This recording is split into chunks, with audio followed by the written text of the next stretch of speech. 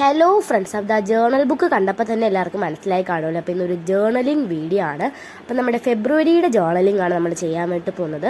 February month തുടങ്ങിയിട്ട് കുറച്ച് ദിവസമായി, പക്ഷേ നമ്മളിതുവരെ ജേർണലിങ്ങോ ഒന്നും ചെയ്തിട്ടുണ്ടായിരുന്നില്ല. ജനുവരി മന്ത് പെട്ടെന്ന് തന്നെ തീർന്നു. ജനുവരിയിൽ ഒരു ജേർണലിംഗ് ഒക്കെ ചെയ്യണമെന്നുണ്ടായിരുന്നു, പക്ഷേ അന്ന് നമ്മൾ ന്യൂ ഇയർ ജേർണലിംഗ് ചെയ്തുകൊണ്ട് ജനുവരി ജേർണലിംഗ് ഒന്നും ഞാൻ ചെയ്തിട്ടുണ്ടായിരുന്നില്ല.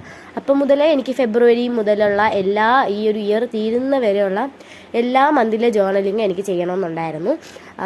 ഈ ഒരു ഫെബ്രുവരി ജേർണലിംഗ് ചെയ്യണോ വേണ്ടയോ എന്നുള്ളൊരു ഇതിലായിരുന്നു കേട്ടോ. ഞാൻ അതുകൊണ്ടാണ് ഇത്രയും ദിവസം ഇങ്ങനെ നിന്നത്, ചെയ്യണോ വേണ്ടയോ എന്നുള്ളൊരിതുകൊണ്ട്.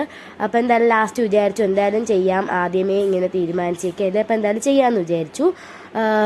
ജനുവരി മന്ത് എങ്ങനെയാണെന്ന് വെച്ചാൽ കുറച്ച് ഒരു പനി പിടിച്ചൊരു മന്തായിരുന്നു ജനുവരി മന്ത്. അപ്പോൾ എന്തായാലും ഞാനൊരു ഡയറി എഴുതുന്നുണ്ട്. നമ്മളൊരു ഡയറിയൊക്കെ ഉണ്ടാക്കിയിട്ടുണ്ടായിരുന്നു, അതൊക്കെ എന്തായാലും എഴുതണമെന്ന് വിചാരിക്കുന്നുണ്ട്.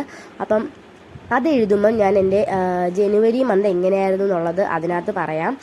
അപ്പോൾ എന്തായാലും നമ്മൾ എപ്പോഴും ചെയ്യുന്ന കണക്ക് തന്നെ നമ്മളിലുണ്ടായിരുന്ന കുറച്ച് ജേർണൽ സപ്ലൈസും കാര്യങ്ങളൊക്കെ വെച്ചൊരു റെഡ് തീമിൽ അങ്ങായി. സത്യം പറഞ്ഞാൽ റെഡ് തീം ചെയ്യണമെന്നൊന്നും വിചാരിച്ചതല്ല, എങ്ങനെയൊക്കെയോ നമ്മൾ റെഡ് പെന്നും കാര്യങ്ങളൊക്കെ ഉണ്ടായിരുന്നു, അപ്പോൾ അതൊക്കെ വെച്ച് എഴുതിയൊരു റെഡ് തീമായി. പിന്നെ നമ്മൾ കുറച്ച് ഗോൾസും കാര്യങ്ങളൊക്കെ എഴുതി കൊടുത്തിട്ടുണ്ടായിരുന്നു ഫെബ്രുവരി മന്തിൽ ഇങ്ങനെ ചെയ്യാൻ വേണ്ടിയിട്ടുള്ള കുറച്ച് സംഭവങ്ങൾ. പിന്നെ എൻ്റെ ഹാൻഡ് റൈറ്റിംഗ് മഹാ ബോറായി, അതിൻ്റെ ആ ഒരു കുറവ് മാത്രമേ ഈ ജേർണലിങ്ങിലുള്ളൂ.